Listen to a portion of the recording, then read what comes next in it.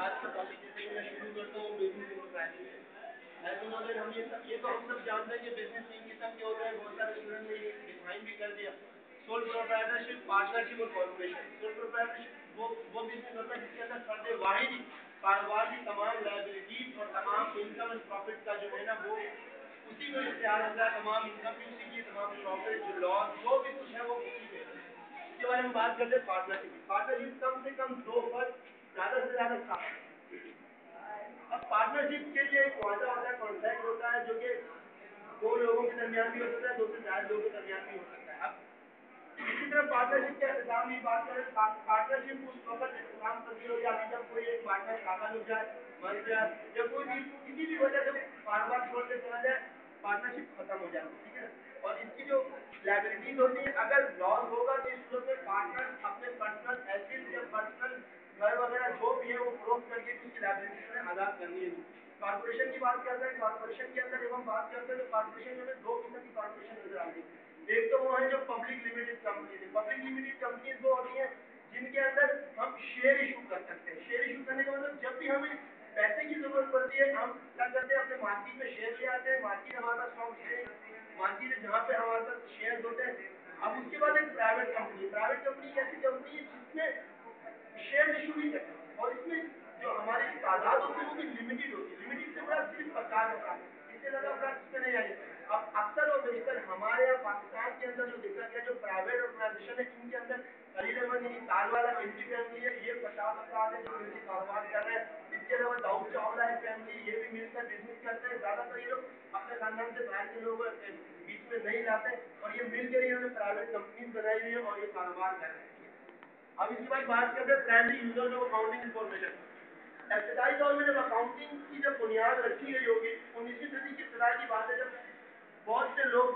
سے رنگ نسل مذاہب کے لوگ آپس میں کاروبار کرتے تھے تو ان کی بہت زیادہ اختلافات ہوا کرتے اختلافات اس طرح ہوا کرتے تھے کہ میری سوچ الگ دوسری کی سوچ الگ اگر کوئی انگریز ہے اس کی سوچ الگ امریکہ ہے اس کی سوچ الگ آسٹریلیا ہے اس کی سوچ الگ تو لوگوں نے سوچا کیوں نہ ایک ایسا ادارہ قائم کیا جائے جس کے اندر ہم رہتے ہوئے کام کریں وہ ایک بورڈ ہو اس کو کچھ اصول اگر کرے جیسے کہ کل ناگے بھائی نے بات بتایا کہ جب ان کے ہم رولز بنائے گئے اس کے لیے کیا کیا گیا ہم نے کیا کیا کچھ ازمپشن کی گئی اور جب ازمپشن کی گئی اس کے بعد کیا ہوا ازمپشن سے مراد وہی تھا کہ ہم نہیں جانتے کہ جو پلس کا جو سائن آتا ہے یہ کیا یہ ایزیوم کر لیا گیا کہ جہاں پلس کا سائن ہوگا وہاں دو ویلیوز کو ایڈ کر لیا جائے ٹھیک ہے مائنس کا سائن ہوگا تو سبٹریکٹ کر لیا جائے ٹھیک ہے اب اس کے بعد کیا ہوا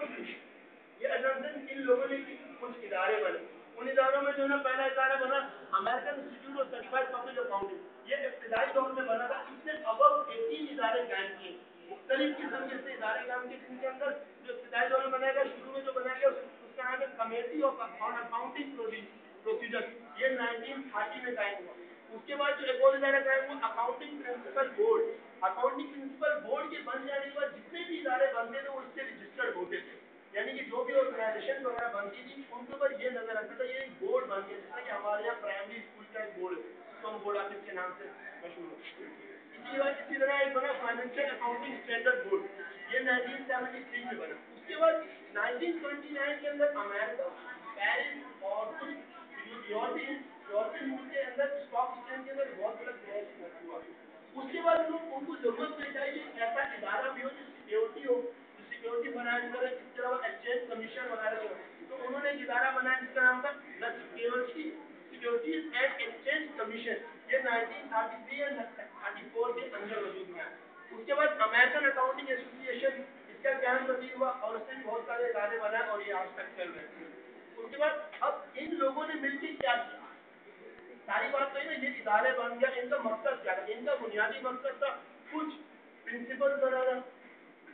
بنانا کچھ اسٹینڈرڈ بنانا کچھ کانسیپٹ بنانا اور وہ اسٹینڈرڈ کانسیپٹ بہت سارے اسٹوڈنٹ جیسے کہ ڈیفائن بھی کر چکے ہیں میں صرف آپ کو بتا دیتا ہوں بزنس انٹیٹی بنایا یعنی کہ جو بھی آنر ہوگا جو ڈائریکٹر ہوں گے وہ اپنی پرسنل ایکٹیویٹیز کو الگ اور کاروباری سرگرمیاں کاروباری ایکٹیویٹیز کو الگ رکھیں گے اس کے بعد بنایا گیا گوئنگ کنسرن کے بعد کس طریقے سے کام کریں گے کیا عمل ہوگا اس میں ٹھیک ہے اور اس کے بعد انہوں نے بنایا میجرنگ یونٹ کانسیپٹ جب ایک ادارہ قائم ہو گیا ایک آرگنائزیشن ہے تو جب وہ کوئی پروڈکٹ کرتی ہے پروڈکشن کرتی ہے تو وہ کس طریقے سے کرے گی بنیادی وجہ یہ تھی کہ اس کے لیے کچھ میتھڈ कॉन्सेप्ट बनाया कि कुछ यूनिट प्रोडक्शन जैसे कि हमारे पास जो है डेप्रिसिएशन वगैरह के निकालने के मुख्तलिफ मेथड। उसके बाद हमारे पास टाइम पीरियड है। टाइम पीरियड से मुराद ये था कि ऑर्गेनाइजेशन इब्तदाई दौर में जो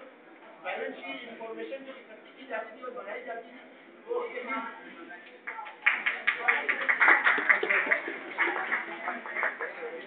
अलावा ये मुख्तलिफ है जो कि मुख्तलिफ स्टूडेंट जो है ना वो डिफाइन कर चुके हैं और ऑब्जेक्टिव से माइनस कर इसके ऑब्जेक्टिव क्यों बनाया गया इसकी वजह ये चीज करना चाहेंगे बात एपीबी जो है वो American institute of research Congress की एक सब कमेटी थी जिसको 1973 में उसके ऊपर काफी क्रिटिसाइज हुआ और उसके जाने के बाद FBI आपसे ये पूछना है कि ये इसके ऊपर किन बातों को क्रिटिसाइज हुआ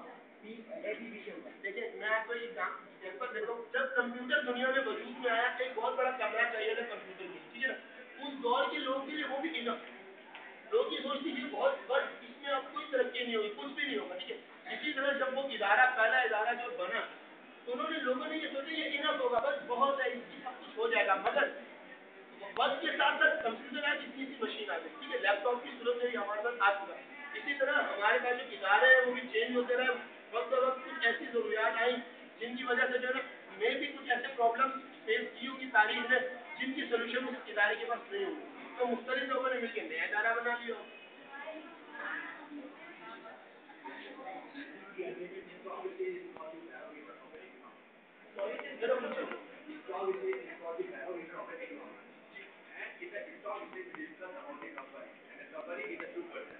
When we discuss about the sole partnership and the partnership, the resource of the sole partnership and the partnership is 98%. We are discussing about the economic and the 2%. Why we are taking the 98% ratio? What is the reason? Actually, second one is that as you discuss about the standard, board, principles, and benefits of it, what is the implementation in that? Actually, stock exchange जो है वो economical condition ही नहीं है, वो सिर्फ partnership ही नहीं, दो लोग ही नहीं। स्टॉक एक्सचेंज जो है ना पूरी मुल्क की कंडीशंस को बयान कर रहा होता है। इन स्टॉक एक्सचेंज में discuss about the 2% self operation, self operation इसको एक्सप्लेन। देखिए आपने कहा कि 2% कॉर्पोरेशन स्टॉक एक्सचेंज के अंदर जरूरी नहीं कि हम कॉर्पोरेशन का जिक्र करें, ठीक है ना। स्टॉक एक्सचेंज एक मार्केट है बस और कुछ भी नहीं। वहाँ पे शेयर का लेन देन होता है और वहाँ पे कोई एक्टिविटी नहीं होती।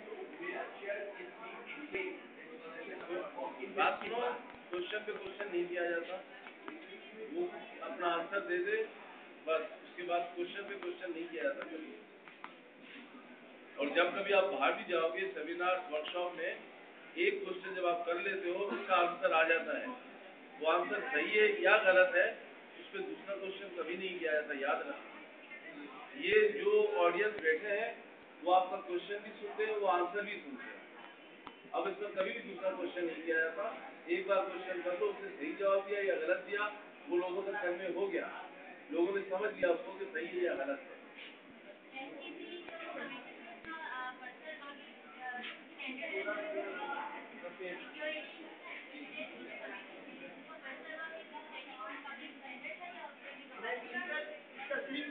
ये नहीं था इसके नाम से मिलते हैं सिक्योरिटी। ये सिक्योरिटी इसमें कुछ ऐसे कानून बनाए कि देखिए जैसे कि फॉर एग्जाम्पल इन्होंने एक कानून बनाया कि जो बैंक है ना वो स्टॉक एक्सचेंज में जो है ना वो पैसा इन्वेस्ट नहीं करें। क्या कर रहे हो, कोई मछली मारने के वो स्टॉक एक्सचेंज में पैसा इन्वेस्ट नहीं करें, क्योंकि स्टॉक एक्सचेंज को जुए का कारोबार का अड्डा भी कहा जाता है। हमारी उर्दू जबान में पाकिस्तान के अंदर स्टॉक एक्सचेंज को बहुत बुरी जगह भी कहा जाता है, मगर स्टॉक एक्सचेंज एक बहुत अच्छी जगह है। अगर आप सरमायादार हैं, आप पर्सनल अपने पैसे पे बिजनेस करें, आप बैंक से लोन ना लें, आपका पैसा कभी भी नहीं डूबेगा। तो उन्होंने कुछ कानून बनाया, इनका ये मतलब नहीं था कि सिर्फ अकाउंट बना के छोड़ दिया। और सिक्योरिटीज का बुनियादी मकसद ये भी था कि उन्होंने मुख्तलिफ इदारों पर नजर रखी, स्टॉक एक्सचेंज पे नजर रखी, उनकी तमाम एक्टिविटीज पे नजर रखी। आया वो जो 1929 में जो बैड एक्सीडेंट नजर आया उसकी वजूहत क्या थी, ऐसा दोबारा एक्सीडेंट नजर आया जो कि रिसेंटली हमारे पाकिस्तान में भी हमने एक एक्सीडेंट फेस किया है जो कि 15,000 अब हमारी स्टॉक एक्सचेंज क्रॉस कर चुकी थी, मगर ये एकदम 5,000 पे। तो आज हमारी पाकिस्तानी चीफ कमीशन कमेटी बैठी हुई है इस पर डिस्कस करेंगे बुनियादी वजूहत क्या है।